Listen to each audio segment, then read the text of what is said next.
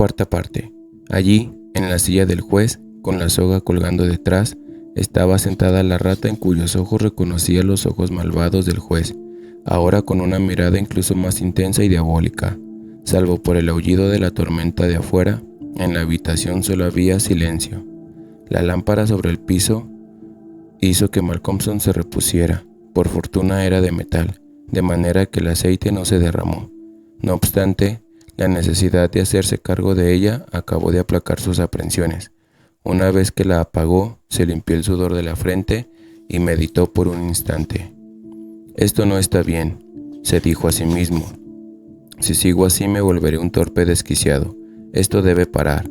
Le prometí al doctor que no tomaría té, y vaya que tenía razón. Mis nervios deben haber estado por llegar a un estado anormal.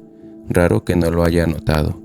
Nunca me había sentido mejor en mi vida. No obstante, todo está bien ahora. No volveré a ser tan ingenuo». Entonces se sirvió un buen vaso de brandy con agua y se sentó con aplomo a trabajar.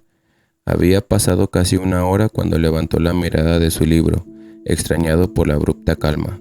Afuera, el viento aullaba y rugía más fuerte que nunca, y la lluvia bajaba a raudales por las ventanas, golpeando el cristal como si fuera granizo.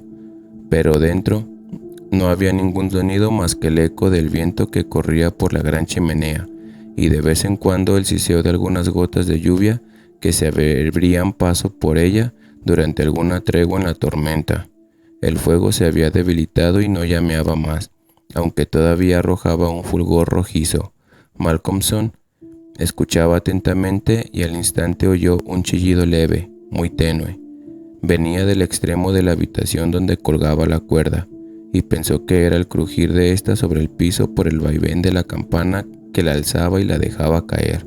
Sin embargo, al mirar hacia arriba, con la luz mortecina, vio que la rata colgaba de la cuerda y la estaba royendo. La soga estaba casi roída por completo. Alcanzaba a ver la porción donde los hilos expuestos eran más claros. Ante sus ojos la tarea fue terminada, y el extremo cortado cayó ruidosamente sobre el piso de roble, al tiempo que la gran rata colgaba cual badajo del otro, que había comenzado a columpiarse de lado a lado. Una oleada de terror invadió por un momento a Malcolmson, al darse cuenta de que su posibilidad de pedir auxilio al mundo exterior había sido cegada de tal manera.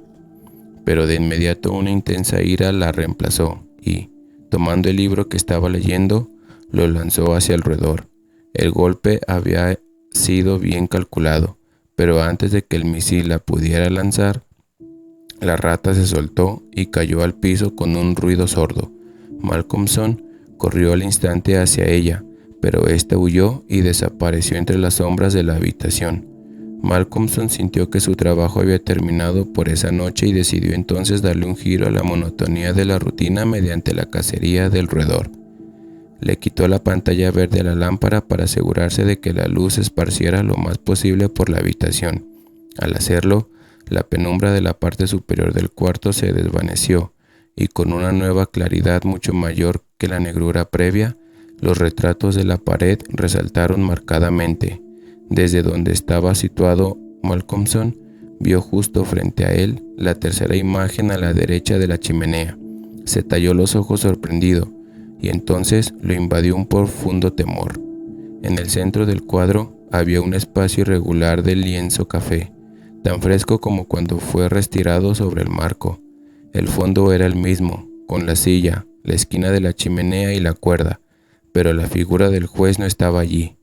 Malcolmson, con un estremecimiento casi de horror, giró lentamente y entonces comenzó a temblar y sacudirse como un hombre en plena convulsión. Su fuerza pareció abandonarlo y se vio incapaz de actuar o moverse, difícilmente de pensar. Solo podía mirar y oír. Ahí, sentado en la gran silla del roble de respaldo alto, estaba el juez en su túnica escarlata de armiño, con una mirada rencorosa en sus malvados ojos y una sonrisa de triunfo que se dibujaba en aquella cruel y resuelta boca mientras levantaba con las manos un birrete negro. Malcolmson sintió como si la sangre abandonara su corazón, como uno siente en momentos de suspenso prolongado.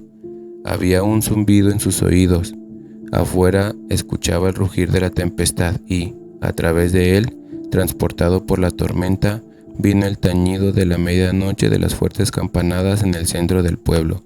Por un lapso que parecía no tener fin, se quedó ahí, inmóvil como una estatua, sin aliento y con los ojos invadidos de pánico. Con cada campanada del reloj, la sonrisa del triunfo en el rostro del juez se volvía más pronunciada y, al sonar la última de ellas, acabó de ponerse el oscuro birrete en la cabeza. El juez se levantó lenta y deliberadamente de la silla y recogió el trozo de cuerda de la campana que estaba en el piso. Corrió con sus manos sobre ella como si disfrutara la textura y luego, con movimientos bien estudiados, comenzó a hacer un nudo en uno de sus extremos. Lo ajustó y lo probó en un pie hasta que estuvo satisfecho, y luego le hizo un nudo corredizo que sostuvo en la mano. Entonces comenzó a caminar junto a la mesa, del lado opuesto a Malcolmson, con la mirada fija en él hasta pasar a su lado, cuando con un rápido movimiento se colocó de pie frente a la puerta. Malcolmson comenzó a sentir que estaba atrapado e intentó pensar qué debía hacer. Los ojos del juez, que no dejaban de observarlo, ejercían en Malcolmson una fascinación tal que por fuerza debía mirarlos. Vio al juez acercarse, manteniéndose siempre entre él y la puerta, y levantar la horca para arrojársela como si quisiera lazarlo. Con gran esfuerzo, Malcolmson hizo una ágil maniobra a un lado y vio la cuerda caer a su lado con un golpe sordo sobre el piso de roble. De nuevo el juez levantó la soga y trató de atraparlo, con la mirada funesta siempre sobre él, y en cada ocasión un poderoso esfuerzo del estudiante lograba librarla por poco. Estos movimientos se repitieron muchas veces, pero el juez no mostraba señas de cansancio o de desesperación. Más bien jugaba como un gato lo hace con un ratón. Por fin, desesperado, pues ya había tenido suficiente, Malcolmson miró rápidamente a su alrededor. La lámpara parecía haberse avivado y había suficiente luz en la habitación. En muchas de esas, las ratoneras en las grietas, rincones y cuarteaduras del revestimiento, podía ver los ojos de las ratas. Y este aspecto, que era puramente físico, lo reconfortó un poco. Alzó la vista y vio que la cuerda de la enorme campana estaba plagada de ratas. Cada centímetro estaba cubierto por ellas, y más se seguían cayendo del pequeño agujero circular en el techo de donde salían, de manera que su peso comenzaba a moverla. Clank, se balanceó lo suficiente para que el badajo tocara la campana. El sonido había sido muy leve, pero la campana apenas comenzaba su vaivén, y este iba en aumento. Ante el sonido, el juez, quien había mantenido su mirada en Malcolmson, volteó hacia arriba, y un gesto diabólico de ira transfiguró sus rasgos. Sus ojos brillaron como carbones ardientes, y golpeó el piso con el pie con un ruido que pareció hacer temblar la casa. Cuando el juez levantaba nuevamente la cuerda, se oyó el horrible estruendo de un trueno, y las ratas seguían correteando hacia arriba y hacia abajo de la cuerda del techo como si se les acabara el tiempo. Esta vez, en lugar de lanzar la cuerda, el juez se acercó a su víctima con el nudo de la soga abierto. Su cercanía parecía ejercer un influjo paralizante en Malcolmson, quien permanecía tieso como un cadáver. Sintió los helados dedos del juez tocarle la garganta mientras ajustaba la soga. La horca se apretaba y se apretaba cada vez más. Entonces el juez, tomando el cuerpo rígido del estudiante en sus brazos, lo cargó y lo puso de pie sobre la silla de roble.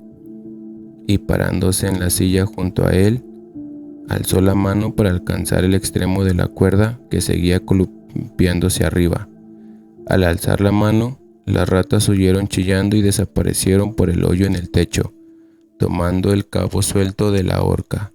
Ahora rodeada el cuello de Malcolmson, lo ató a la cuerda de la campana, luego se bajó y empujó la silla.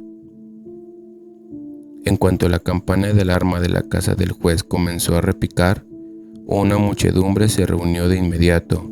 Aparecieron antorchas y lámparas de todos tipos, y al poco tiempo una turba silenciosa se apresuraba al lugar. Tocaron fuertemente a la puerta, pero no hubo respuesta. Entonces tiraron la puerta y entraron al gran comedor, el doctor a la cabeza.